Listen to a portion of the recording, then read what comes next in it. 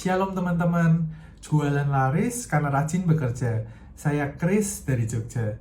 Buat teman-teman yang lagi nonton video ini, gimana nih kabarnya? Semoga dalam keadaan sehat walafiat ya, amin. Teman-teman, aku mau sharing satu pengalaman. Dulu saat saya menjalani S1, menjelang ujian yang saya lakukan adalah berdoa, novena 3 Salam Maria, doa novena, Hati Kudus Yesus, doa Rosario, ziarah ke Gua Maria. Tetapi setelah saya dinyatakan lulus, saya justru jalan-jalan ke mall, shopping, pijat refleksi, kan capek ya. Dan lupa bersyukur saat bahagia. Teman-teman, kita sering lupa bersyukur. Contohnya, kita malam hari masih bisa tidur di rumah masing-masing, tapi kita lupa untuk berdoa. Tapi malah justru main HP, langsung tidur. Artinya kita lupa bersyukur akan kesehatan yang masih diberikan Tuhan. Nah, Injil hari ini atau Injil kali ini dari Lukas bab 17 ayat 11 sampai 19 yang ingin mengingatkan kita, yuk jangan lupa bersyukur meskipun kita lagi bahagia. Nah, Injil ini menjelaskan tentang 10 orang kusta yang disembuhkan Tuhan Yesus, tapi hanya ada satu yang kembali berterima kasih pada Yesus, yaitu orang Samaria. Kenapa penulis Injil ini menegaskan kata-kata orang Samaria? Nah, saya yakin karena penginjil ini ingin menyampaikan satu pesan pada kita. Mari kita belajar dari orang Samaria. Orang Samaria pada zaman itu dianggap sebagai setengah kafir. Orang setengah kafir dianggap sebagai orang yang tidak percaya pada Allah, orang yang berdosa. Ya, sehingga orang setengah kafir tidak boleh bercampur, tidak boleh berinteraksi dengan orang Yahudi. Orang Yahudi ini adalah orang yang darahnya asli, ya. Dan orang Yahudi asli ini tinggalnya di Yerusalem sebagai imam, pejabat tinggi, aristokrat, ya. Sedangkan orang-orang yang tinggal di daerah Yudea, Samaria, Galilea adalah orang-orang yang darahnya sudah dianggap campuran. Dan orang yang darah campuran ini dianggap setengah kafir. Nah, selain orang-orang dengan berdarah campuran yang dianggap sebagai setengah kafir atau pendosa, mereka yang punya penyakit seperti buta, kusta, lumpuh, tuli, mereka juga dianggap sebagai pendosa. Bayangkan, orang Samaria yang mengalami kusta itu, satu, dia orang Samaria, dua, status sosialnya rendah, dan yang ketiga, dia sakit kusta. Triple minority. Mau apa?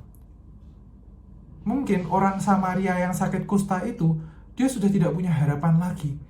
Dia madesu, masa depan suram, depresi, nggak niat lah mau hidup, mau ngapa-ngapain, dia udah malas.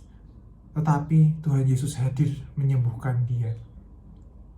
Begitu rasa sukacita yang timbul dari hati orang Samaria itu, sehingga dia mengucap syukur dengan dia berbalik dan berterima kasih kepada Yesus. Rasa sukacita itu, teman-teman, karena apakah dia menyadari begitu besar kelemahan dia dan Tuhan masih menyayangi dia, masih mengampuni dan mau menyembuhkan dia. Artinya kasihnya begitu besar. Saya kasih perumpamaan lain, perumpamaan yang diberikan Tuhan Yesus sendiri, yaitu ada dua orang yang berhutang, satu berhutang 500 dinar dan satu berhutang 50 dinar.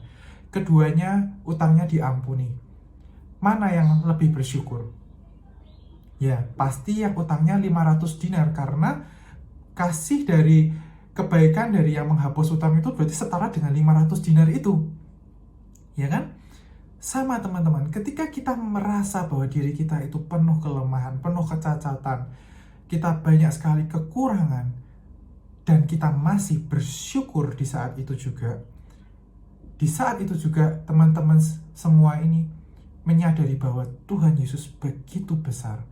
Kasihnya melebihi dari jumlah dosa-dosa dan kelemahan yang kita miliki. Semua ditutup karena cinta Tuhan Yesus kepada kita. Jadi ketika kita tidak mudah bersyukur, tidak mudah peka terhadap kemurahan Tuhan, hati-hati. Jangan-jangan kita bersandar pada kekuatan kita sendiri. Kita tidak bersandar pada kekuatan Tuhan Yesus. Kita tidak menyadari bahwa semua itu terjadi karena kemurahan Tuhan Yesus, tapi karena kemampuan kita. Ya, jadi Injil hari ini ingin mengingatkan kita untuk jangan lupa bersyukur.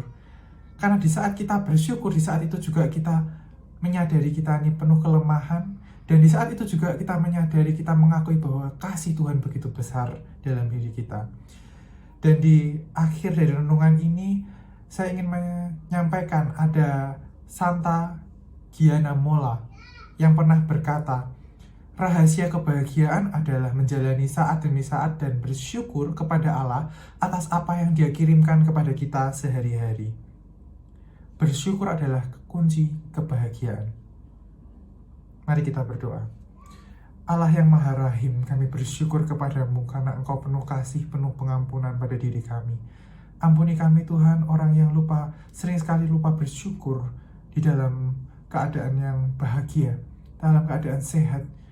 Ampuni kami Tuhan. Tuhan, kami mau Kau bentuk menjadi orang yang peka akan kemurahan-Mu, menjadi orang yang mudah bersyukur meskipun dalam keadaan sukacita maupun keadaan susah. Tuhan, kami ingin terus dekat padamu. Kami mengakui di hadapan-Mu bahwa kami orang lemah. Biarlah Tuhan kuasa-Mu boleh terjadi atas kami masing-masing. Kami mau serahkan Tuhan diri kami di dalam nama Tuhan Yesus, Allah yang hidup kini dan sepanjang masa. Amin. Dalam nama Bapa, Putra, dan Roh Kudus. Amin.